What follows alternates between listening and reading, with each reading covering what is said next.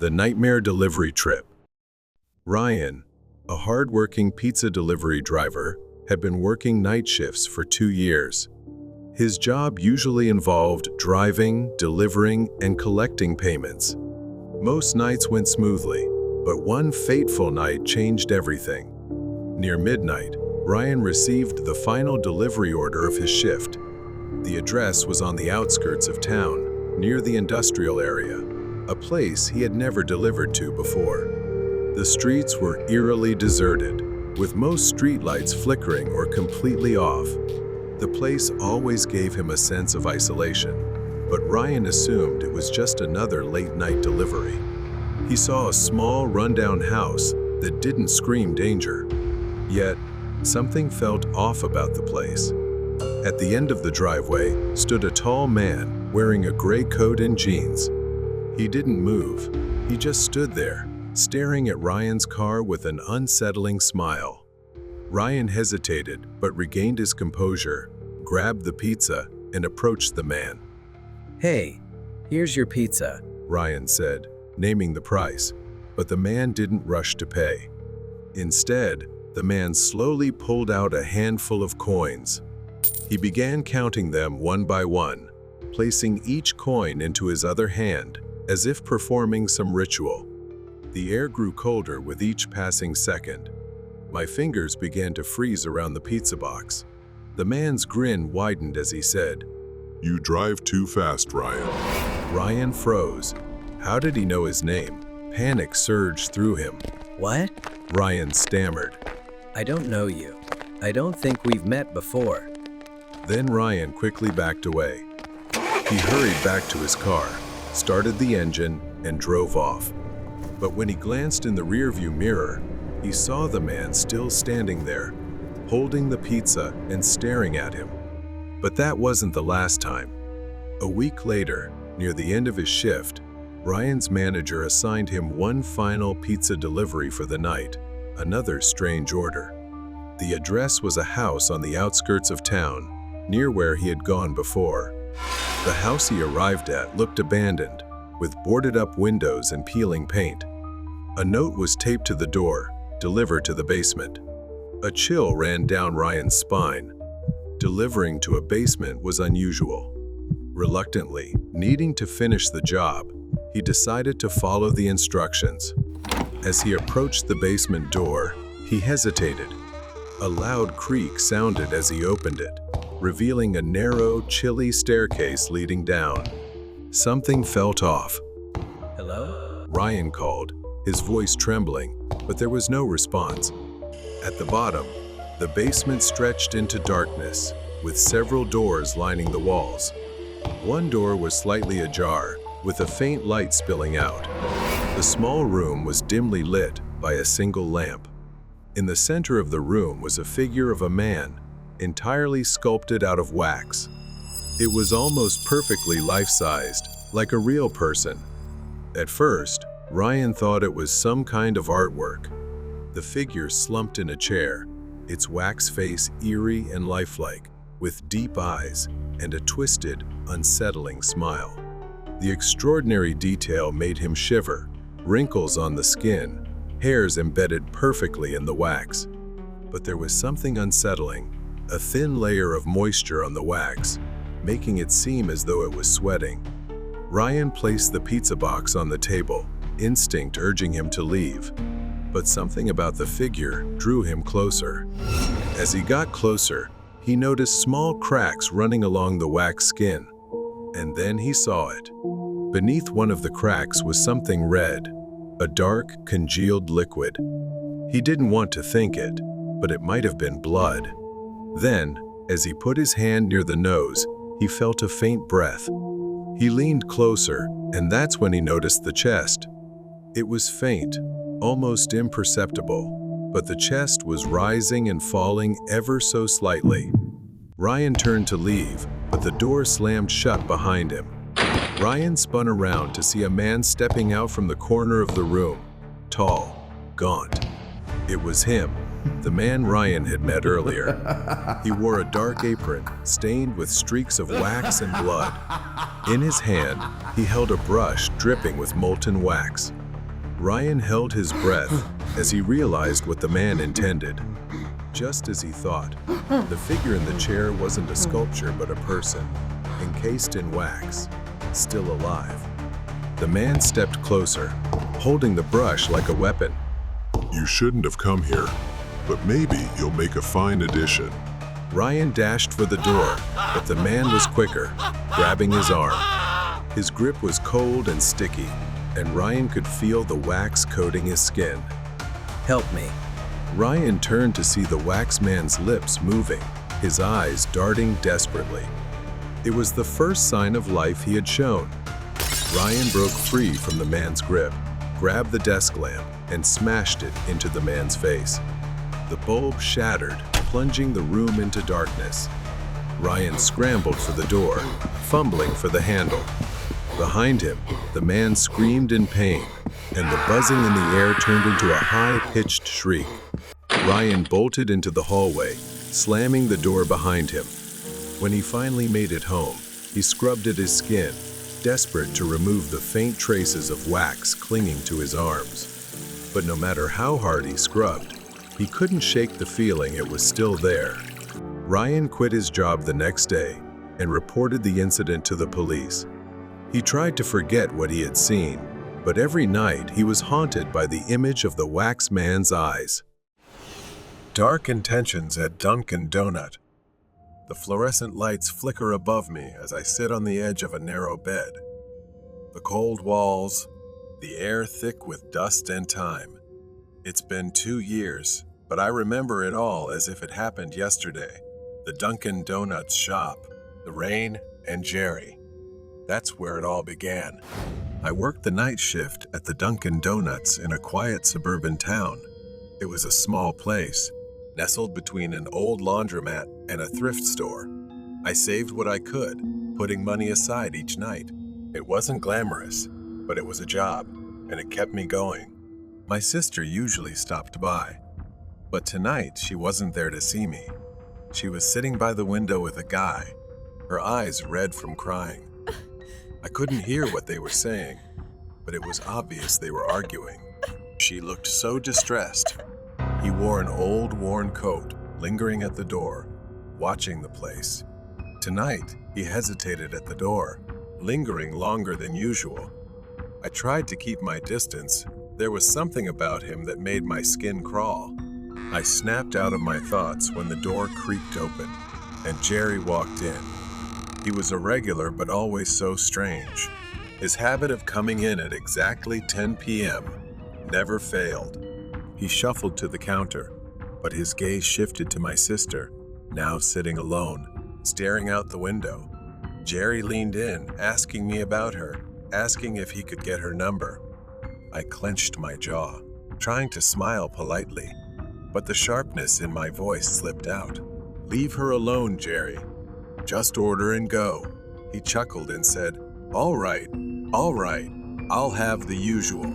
He ordered a chocolate donut and hot chocolate, which he always ordered, and went to his usual seat in the corner. I watched him eat, tearing tiny pieces off his donut, his eyes flicking toward me now and then, making me uneasy. My shift ended. It was pouring as I walked home, the streets deserted, but after a few blocks, I started hearing another set of footsteps, echoing mine, stopping when I stopped. I turned around, but no one was there, just the empty sidewalk stretching under the streetlights. I kept walking, faster, but the feeling of being watched stayed with me. I finally made it back to my apartment. I went into my bedroom, letting the silence envelop me. But then I saw him, Jerry, standing across the street, holding a radio. He just stood there, staring at me, the radio pressed to his ear. He pressed his head to it, then suddenly smashed it against his head with a blank, puzzled expression. Blood gushed from his head. I scrambled around the room for my phone to get help, but when I looked back, he was gone.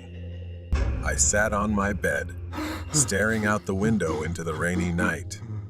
Jerry's face kept flashing in my mind. I couldn't take it anymore. I was sick of seeing him every night. And then, a dark thought crept into my mind, and I felt an odd satisfaction as I imagined it unfolding. I needed to teach him a lesson, to make him understand he wasn't welcome. The next night, I returned to the shop, stopping at the back to grab some supplies. I picked up a box of donuts, carefully selecting a chocolate one, just like Jerry's usual order. I pulled a small vial from my pocket, a stimulant strong enough to paralyze him for a while. I injected it into the donut, the liquid vanishing into the soft pastry. I carefully placed the donut back in the box, my heart racing as I imagined Jerry's face when he realized what was happening. I returned home and watched the rain fall outside the window. The donut sat on the dresser, a reminder of the plan forming in my head. As I sat there, an odd sense of peace washed over me. I didn't know where this road would lead, but I knew one thing: I wouldn't have to see Jerry's face staring at me anymore. Wouldn't have to endure his unsettling presence lurking on the edges of my life. Man in black cloak. The sun shone down on a small village nestled among towering mountains. An old suspension bridge stretched across the rushing St. River, its wooden planks creaking in the wind. His name was Brandon, and he was sitting at the table, surrounded by stacks of books as he prepared for the bar exam. The stress weighed heavily on him, and he decided to take a break in a secluded spot. Stepping outside, the chilly late October air hit him. Brandon walked past a few nearby houses, the crunch of dry leaves underfoot creating a soothing sound. As he approached the suspension bridge, he gazed at the rushing river below. He closed his eyes, taking in the fresh air of nature. Suddenly, he felt the presence of someone nearby. He opened his eyes and saw a man in a black cloak standing in the middle of the bridge, fully shrouded. Brandon's heart raced as he saw the man drawing something on the railing of the bridge. A sense of unease rose within him, and he chose to avoid the man, turning back toward the forest along the riverbank. The overgrown trail ahead was thick with brush. He carefully tread over the uneven ground, trying to shake off the lingering anxiety after his encounter with the man. Emerging from the foliage, he reached the creek's edge. The sun was setting, casting long shadows across the ground. A brief sense of peace washed over him, but it was fleeting. In the fading light, Brandon saw flickering flames ahead. Confusion filled him, as he had expected to be alone out here. Curiosity rose despite his unease. Brandon moved closer, the crackling sound of the fire growing louder. As he approached, he saw 3 people in black cloaks standing around a man who looked injured, bound and covered in blood, lying on the ground. He could only hold his breath in fear. The flickering torchlight cast strange shadows, making the scene even more horrifying. They chanted ominously, in a language Brandon couldn't understand. He couldn't tear his eyes away from the terrifying sight. Panic rose within him, and he knew he needed to leave. One of the cloaked figures pulled out a knife, and Brandon's instincts screamed that something was wrong. He couldn't stay here any longer. He had to run. Just as he was about to flee, the man Brandon had seen on the bridge appeared, stepping out of a small boat nearby, his hood falling back to reveal tattoos covering his pale skin. At that moment, the man pointed in Brandon's direction, and in an instant, it was clear he had seen him. The world around him seemed to fade into darkness, and the man's demonic eyes appeared to pierce through his soul. The discomfort Brandon had felt earlier on the bridge turned into pure terror as the man began to move toward him quickly and menacingly. Brandon's instincts kicked in immediately. He forgot about the poor man being held as a sacrifice and started running. He could hear the man's breath behind him as he ran through the brush, branches whipping against his face. The twigs scratched at his arms as he ran, his breath coming in ragged gasps.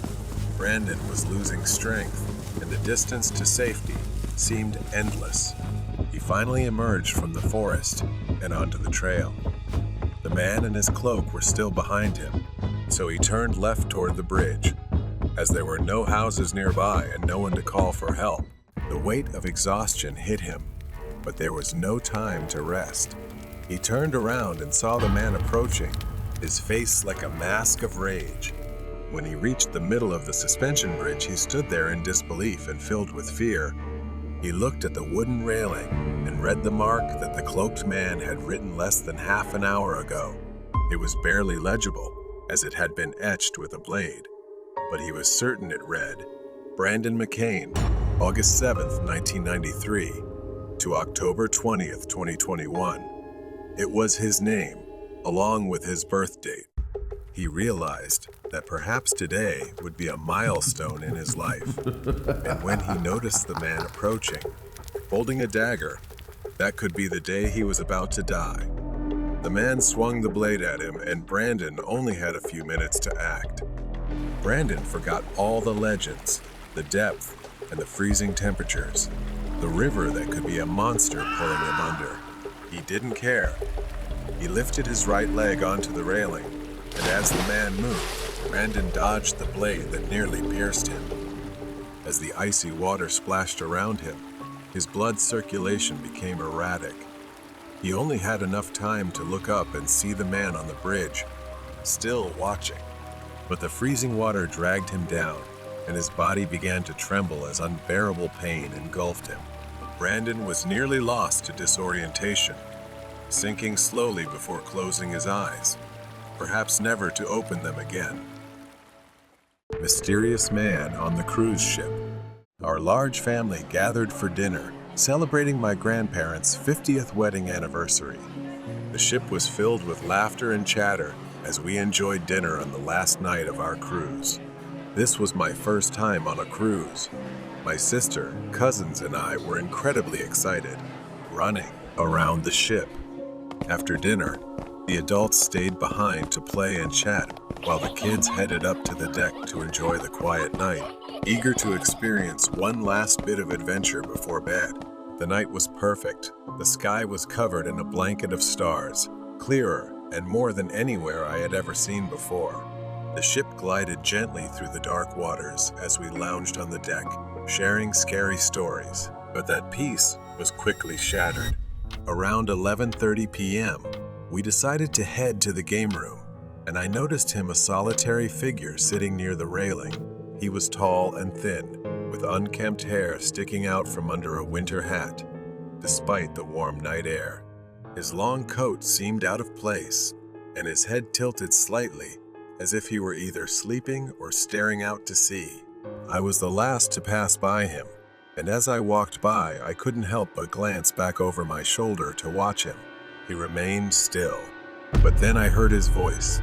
It was more of a mumble, deep and fragmented, almost inaudible over the sound of the ship gliding through the water. When I turned back, the man was standing up.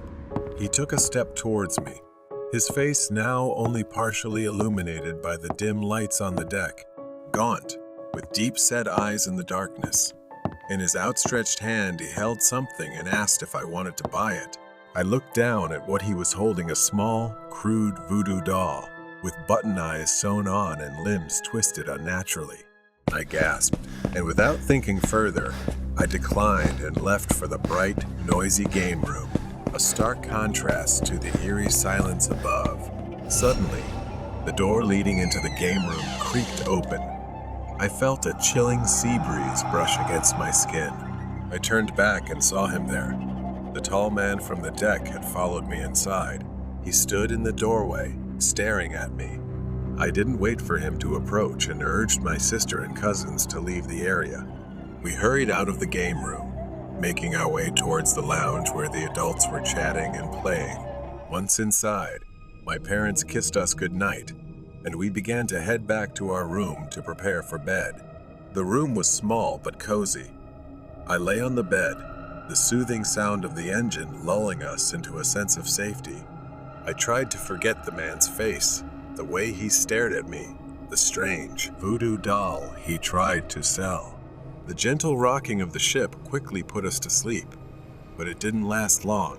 Around 1 a.m., I was jolted awake by a horrifying scream. It was my sister. When I turned on the light, I saw him there, The man from the deck was sitting in the corner of our room, hunched over one of the chairs, his knees nearly touching his chin due to his height. Then he slowly stood up. Before we could react, he stumbled over his own feet, crashing into the bathroom. I ran over and slammed the bathroom door shut. We quickly barricaded the door with a chair. We screamed for help. Our parents rushed over and immediately called for ship security, who arrived within minutes, hands ready to cuff. The security team opened the bathroom door, dragging the tall man out. His eyes were wild, and he mumbled incoherently, his long limbs flailing awkwardly as they restrained him. We later learned that the man was not a registered passenger on the ship. He wasn't on the manifest, and no one could figure out how he got on board. They suspected he had some sort of mental disorder. When they tried to question him, he barely responded, and they locked him in a holding cell below deck for the remainder of the trip. I returned to my room and lay on the bed, staring up at the ceiling. Even though the man was now locked below deck, an unsettling anxiety still enveloped me. Hours passed, and sleep came in short, restless bursts. I jolted awake again, this time to a faint noise. At first, I thought it was my imagination. Then I heard it again, a faint dragging sound, as if something was being pulled across the floor.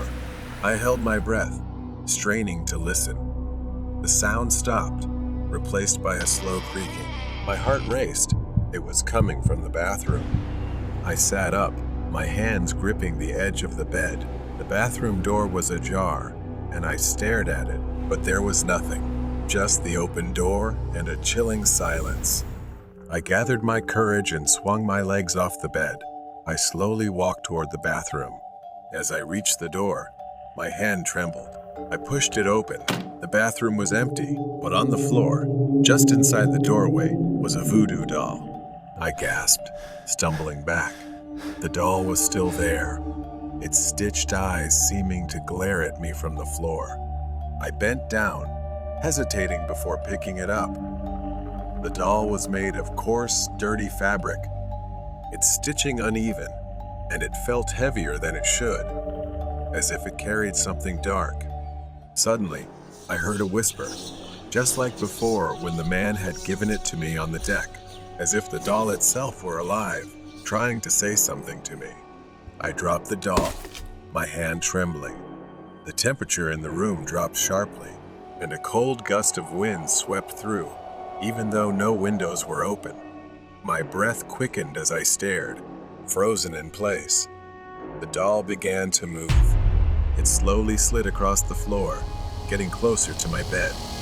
Then suddenly, my bedroom door swung open, revealing the tall man standing in the doorway, his gaunt figure silhouetted by the dim hallway light. His eyes no longer held the wildness they once had. Instead, they were empty.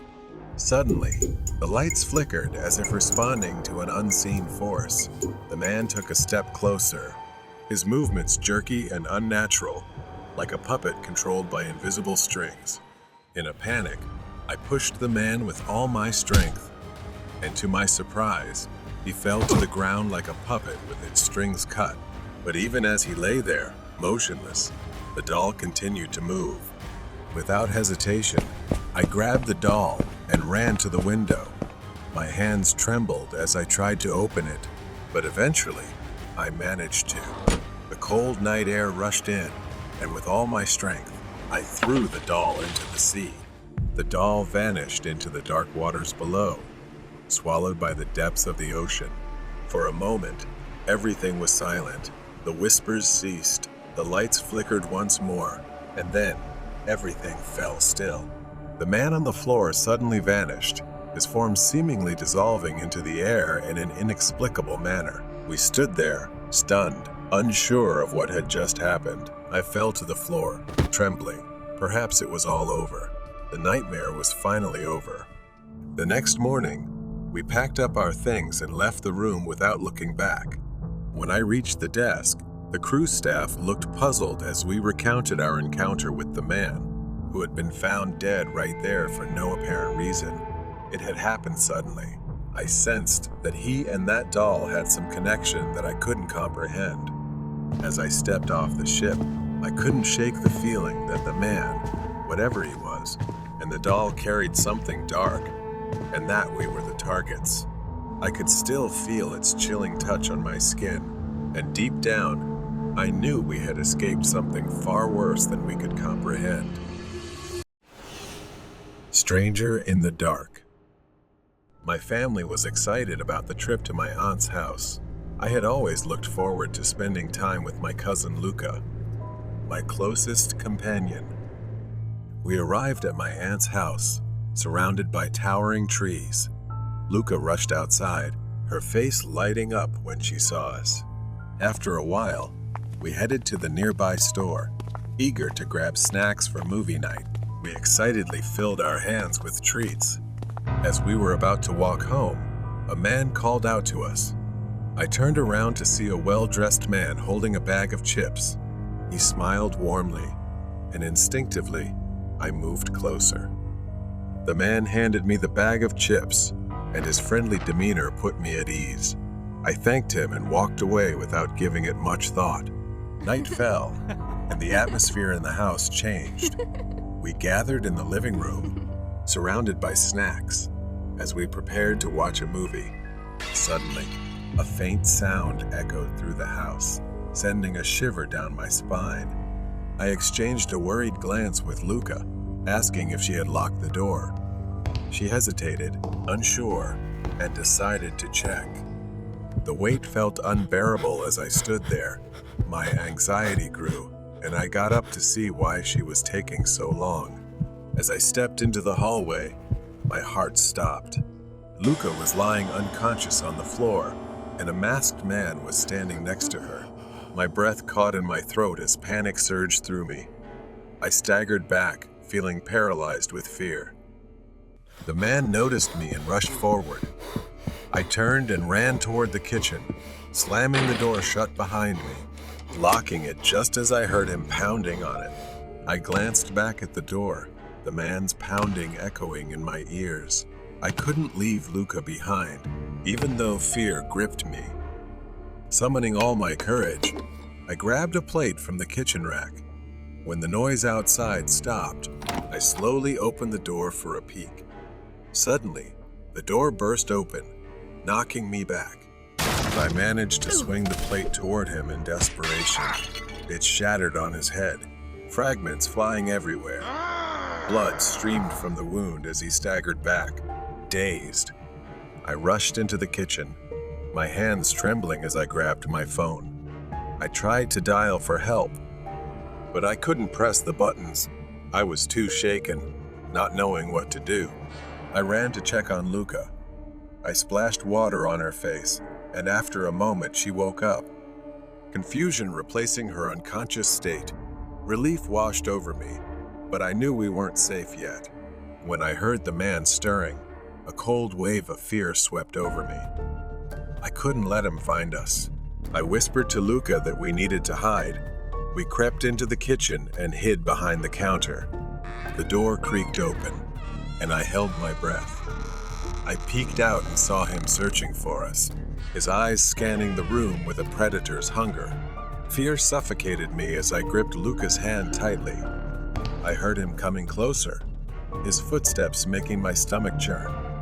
The sound stopped, and for a moment, silence blanketed the house. Then the lights flickered, plunging us into darkness.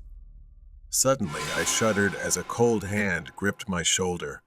I turned around, and it was Luca, her eyes wide with fear. I could barely see the silhouette of the man in the darkness. Instinctively, I crept forward again, pulling Luca toward the back door, where the faint moonlight streamed in. We dashed outside, running frantically toward the trees that surrounded my aunt's property. We heard the man's laughter echoing through the trees, sending chills down my spine. We spotted a narrow path ahead, leading deeper into the woods. We had no other choice. The path opened up to a cliff overlooking a dark abyss.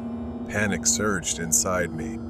There was nowhere left to run. Luca and I slowly backed away, But the man kept coming closer, his eyes gleaming with malice. I could feel my heart racing as I tried to reason with him, my voice trembling. He lunged at us, and instinctively, I pushed Luca aside. In a desperate attempt, I grabbed a sharp rock from the ground and held it